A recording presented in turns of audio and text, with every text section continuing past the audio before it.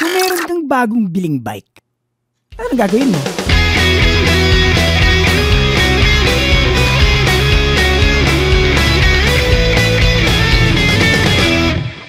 So ang video na to, tatalakayin natin kung anong gagawin mo kung meron kang bagong bike or bagong bili or kung may nagbigay sa'yo ng bagong bike. Pero yun nga, ano ba yung mga unang hakbang na gagawin mo pagkatanggal mo sa bike sa box at pagkabuo mo ng bike? Siyempre, sa pagbibisikleta, hindi lang naman basta sumakay ka sa bike at andar-andar ka na. Isa sa pinaka-importanting bagay sa pagbibisikleta ay ang comfort. Kasi, mas komportable ka sa pagbabike, mas mai-enjoy mo ang bawat ride. So yun ang gagawin natin sa video na to. Disclaimer lang, ito ay pangunahing mga hakbang lamang at hindi ito full bike fit. Lilinawin ko, hindi ito full bike fit. Kung may budget ka para sa bike fit, mas okay yon. Gawin mo yon. Itong video natin ay set up to get you started sa mas komportableng pagbabike. And assuming napili mo ang tamang size ng bike pagkabili mo. Kasi kung malaki sa'yo yung bike, o maliit, medyo mas mahirap yung magiging adjustment. So assuming nabili mo yung tamang size ng bike. So ano ba yung unang hakbang na gagawin natin? Unang-una ay iset ang tamang saddle height, meaning kung gaano kataas yung upuan ng bike mo. Ang normal na ginagawa ko ay sinusukat ko from heel ng paa ko hanggang sa inseam or punja.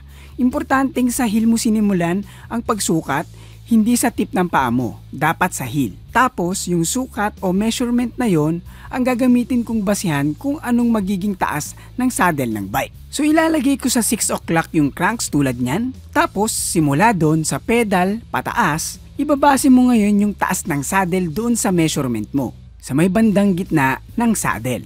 Kung naka-dropper post ka, siguraduhin mong naka-full extend yung dropper. Para pag sinagad mo yung dropper mo into full extend, nandun ka sa pinakasakto or optimal saddle height. Pero kung normal seat post ka lang, hindi mo na iisipin yan. Yung saddle height na yan ay initial pa lang. Kailangan mong itest kung mababa ba or mataas. Kadalasan, mga 10mm plus or minus yan. Basta yung adjustment mo ay hindi overstretch yung legs mo sa normal 6 o'clock pedal position. Dapat may konting bend yan, tulad ng nasa video. Kaya yung iba nagre-reklamo, masakit daw yung puwet nila pag medyo mahaba ang ride. Kasi nga, sobrang extended ng mga legs nila kasi mataas yung upuan nila. Malaking factor talaga yung saddle height dyan sa mga ganyang problema. Actually, maraming paraan para iset yung saddle height. You can search sa YouTube. Yung pinakita ko ay yung normal kong ginagawa. Ang kinagandahan dyan, pag alam mo na yung sukat mo, madali mo nang gamitin yung sukat na yon sa iba-ibang bikes. So dahil na-iset mo na yung saddle height mo, may isa ka pa dapat na iset sa saddle at yun ang saddle position and angle.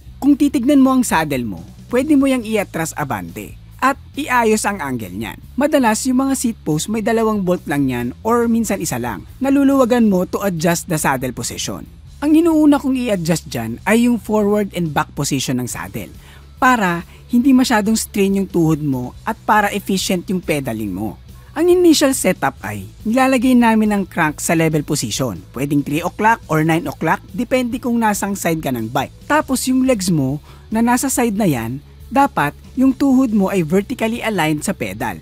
So adjust mo yung forward or back position ng saddle hanggang sa ma-achieve mo yung tuhod mo na mag-align sa gitna ng pedal mo. Hindi naka-atras at hindi din naka-forward. Dapat directly align yan sa pedal mo sa level position. Pwede mong sipatin yan sa salamin or videohan mo ang sarili mo. Pwede ka ding magpatulong sa tropa mo at siya ang titingin. Yung iba naman naglalagay ng PC or tali na may mabigat sa dulo at yun ang basihan nila kung naka-align na yung tuhod sa pedal. So kung nakuha mo na yung tamang forward and back position ng saddle, pwede mo nang markahan yung rail ng saddle para in case na gumalaw yan, alam mo kung saan mo ibabalik. Pwede mo na ngayon iset yung angle or yung tilt ng saddle.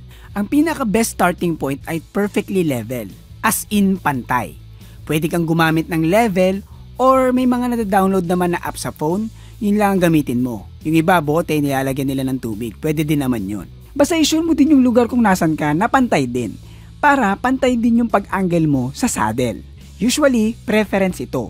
Depende din sa rider kung anong mas komportable. Pero kung nag-i-start ka pa lang sa pagbabike, perfectly level ang una mong gawin, tsaka ka na mag-eksperimento. Comment nyo sa baba kung gusto nyo ba yung nakatilt pataas or pababa. O kaya, yung tulad kong level lang. Gusto ko rin malaman kung gaano ba tayo nagkakaiba ng preference. Subscribe ka na rin kung hindi pa. Celebrate small or big wins with your special ones. Come to Brew Brothers Cafe, your destination for celebration.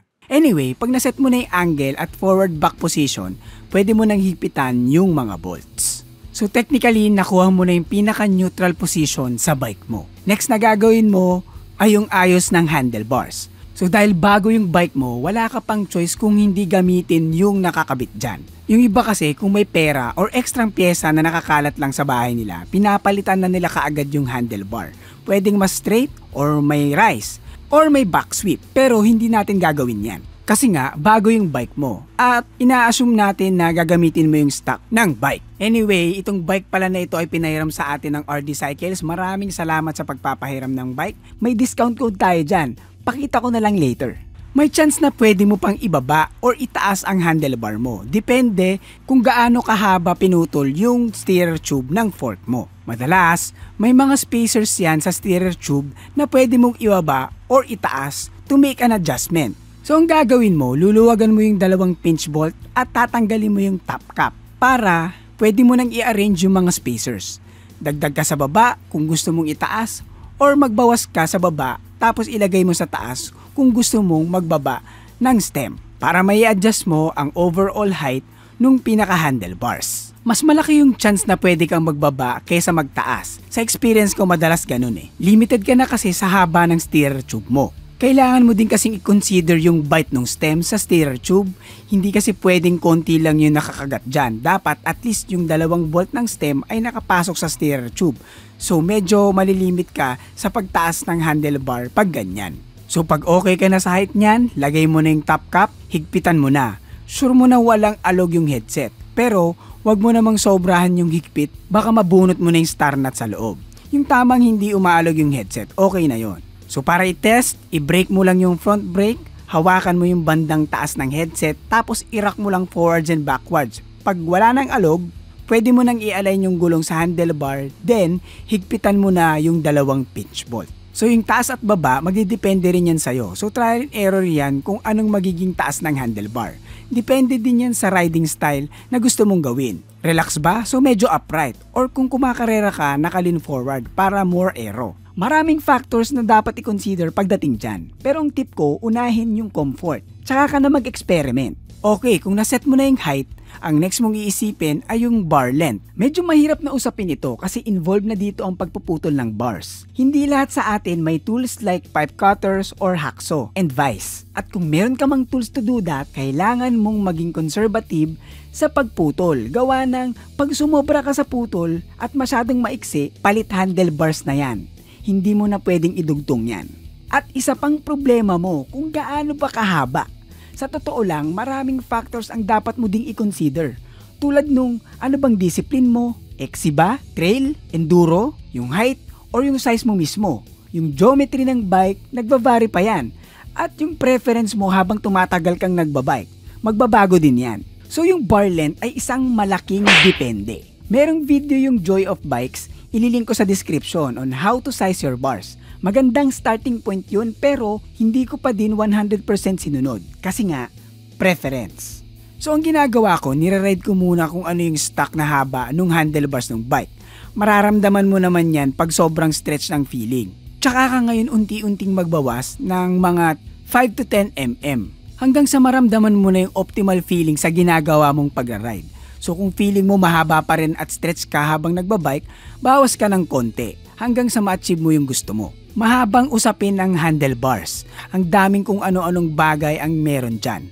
Eventually, habang tumatagal kang nagbabike, malalaman mo na yung gusto mo so you can upgrade to a different handlebars like riser bars or straight bars. O yung iba may back sweep or up sweep. And pagdating sa mga road and gravel, kadalasan yung length ng handlebars nakasunod naman yan sa kung anong size ng frame. So kung nakuha mo yung right size ng bike for you, malamang yung handlebars nasa ballpark na yan ng sukat mo. Pero kung hindi ka confident sa size, do a bike fit. Pero if you don't have the money to do that, kung ano yung stock na nakalagay, work on it muna.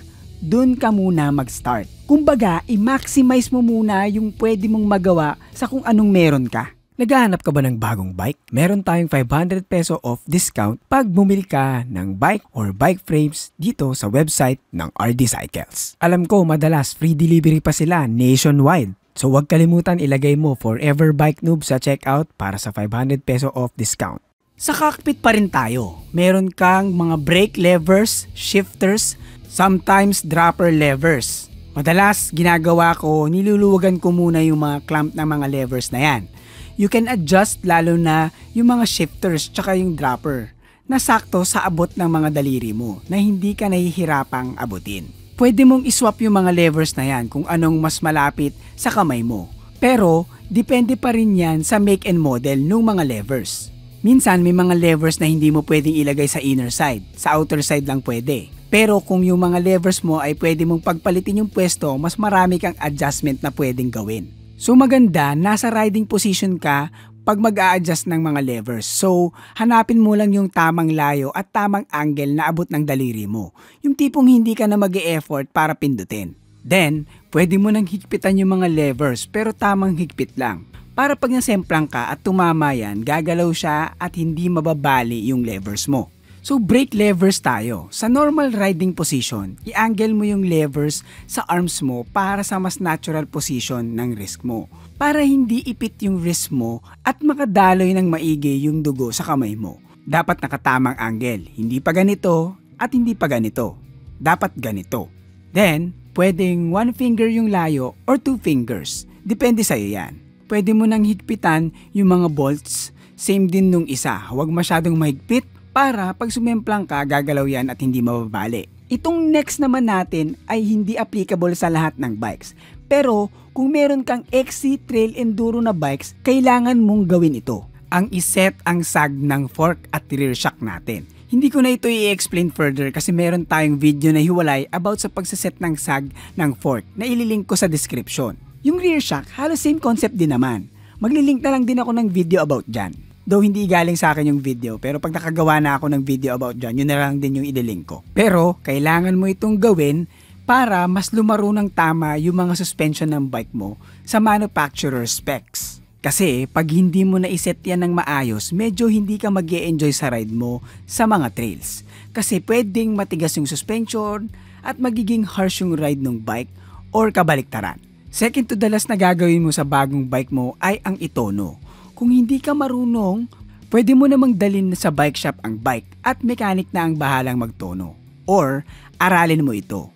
Meron tayong video about dyan, lilink ko sa description. Napakadaling intindihin yan. And definitely, I recommend na aralin nyo ang pagtotono gawa ng isa yan sa mga basic skills na dapat alam ng bawat siklista. And lastly, ride your bike at i-feel mo kung ano yung mga need mo pang i-adjust para mas maging komportable ang iyong pagbibisikleta. Mag-ride ka lang ng mag-ride at eventually mararamdaman mo yung mga bagay na kailangan mong i-adjust.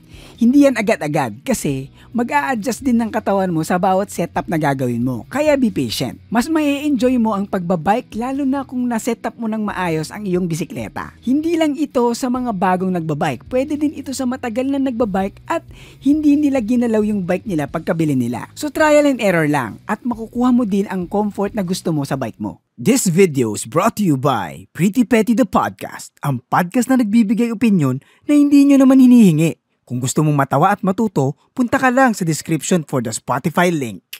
So, ako nga pala si Nat na nagpapaalalang manatiling bike no babang buhay para tuloy-tuloy lang ang pasok ng kaalaman. Paalam! Bago wallpaper, mapapakanta ka na lang ng ang buhay ay hindi karera.